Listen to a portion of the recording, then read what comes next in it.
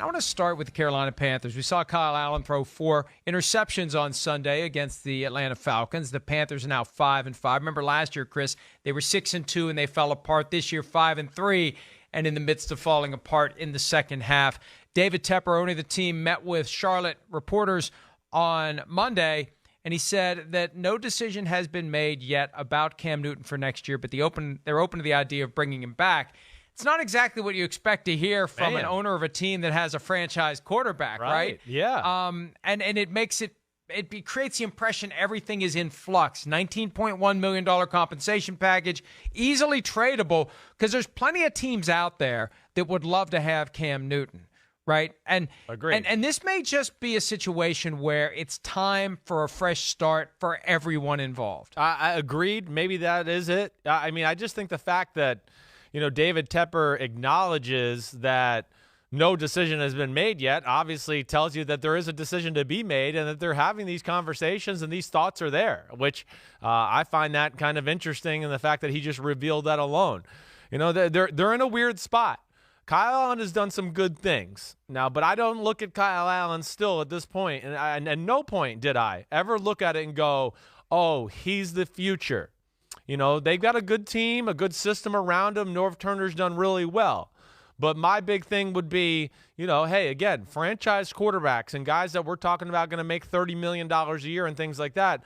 When things don't go well, can he carry you and make plays to get your offense through some bad times? And to me, that's where I would question Kyle Allen a little bit, certainly. And the other thing, Mike, to this is Carolina is playing just good enough to where they're not going to leave themselves in the position to get, a Joe Burrow or a Justin Herbert, who I think is the best quarterback coming out in the draft from Oregon, and of course now Tua in that situation's all, in flux, and we'll see where it goes. I do think Cam Newton's been disrespected through this process to a degree by other coaches and people even trying to insinuate that Kyle Allen was better than Cam Newton is just absolutely insane.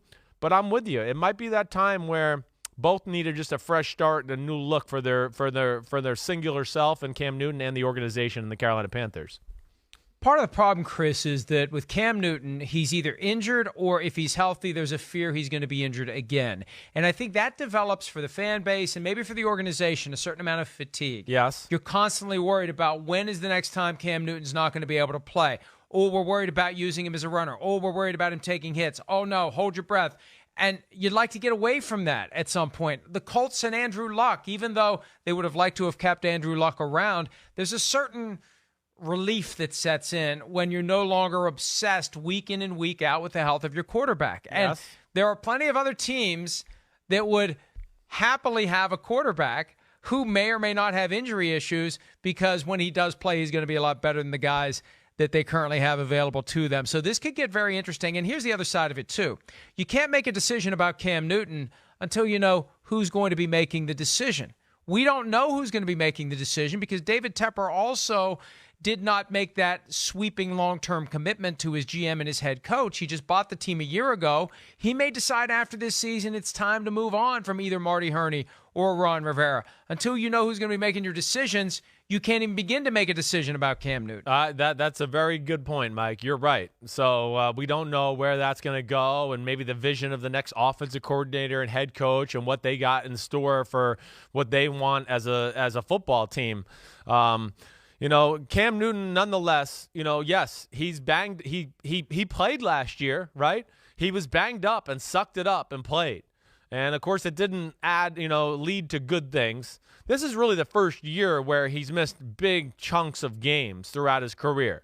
Other than that, he's been healthy. But to what you're saying, Mike, I think it's totally real. But Chris, yeah. He did play through it last year, but it got worse and worse and worse and worse down the stretch. I know. I said that. You must have not been listening to me once again. I was listening. But but to your point, I totally agree with you. That decision is a tough one because we're getting towards the part of his career, and he's getting to that age where you start to wonder, is it going to be one thing after another with all the pounding that his body has taken through the years? So I think that's a very legitimate question, but I do think we both agree that there would be some teams that would entertain the idea of him coming to town. Bears. Right. The Bears. Chargers. Right. I mean, The Tennessee Titans, we'll see what they do. I mean, those are three teams that right off the bat just jump out to me as possibilities. Patriots. Okay, maybe. I don't. If Tom Brady leaves. If Tom Brady leaves, you're right. Cam Newton. Okay, Cam you're right. Newton's 2-0 against the Patriots, bro. And we know they can 2-0. figure out a way to devise an offense to help him out and play to his strengths as well. I mean, we clearly know that. So you're right. If Tom Brady's out of there, I will not throw that out there. I know you said the Tampa Bay Buccaneers, too, if they thought Jameis Winston was not the answer and he left town. So I get all of those. I think that there's a very real possibility of any of that happening. Hey, maybe the Miami Dolphins want to go that route if they can't get in position to get a quarterback they want in the draft or whatever. But this is going to be interesting to watch here as the rest of the season unfolds. And I think a lot will depend on what Kyle Allen does down the stretch and how he responds to some of these bad games he's just recently had. Hi, I'm Mike Tirico, and thanks for watching. Make sure to hit subscribe for the latest news and highlights from NBC Sports.